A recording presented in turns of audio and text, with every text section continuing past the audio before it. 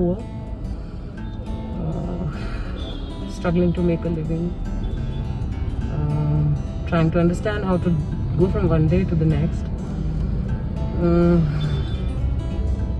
A lot of them are in debt because of the lockdown.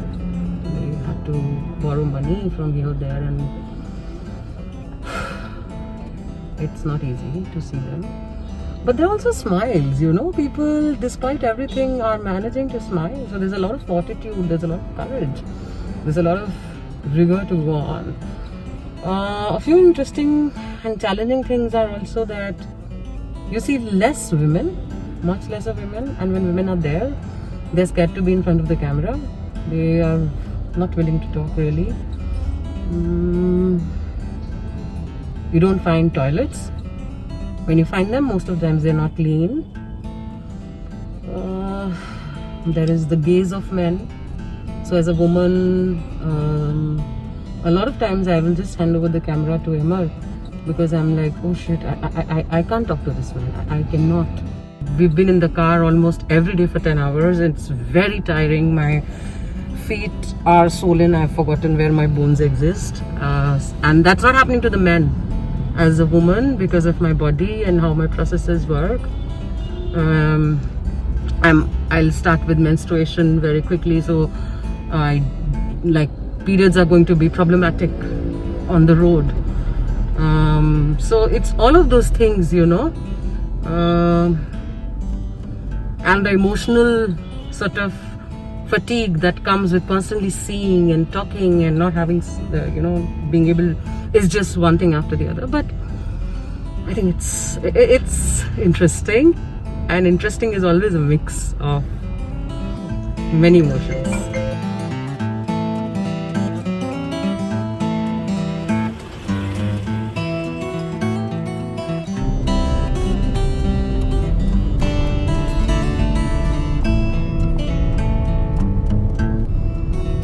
So we have crossed Uttarakhand, where we touched both the China and the Nepal border. Then we went to UP, where we again continued along the Nepal border, UP, Bihar. We've been to West Bengal, we went to Sikkim near the Bhutan border, and now we are in Guwahati. The plan from here is to cover all the northeastern states along the borders, and then we'll be heading down south towards Kanyakumari, and from Kanyakumari again up to Goa and Bombay to the north, going through Gujarat, Rajasthan, continuing along the Pakistan border, and finally heading up to Kashmir, and from there back to Gangotri via Himachal and Haryana and all that.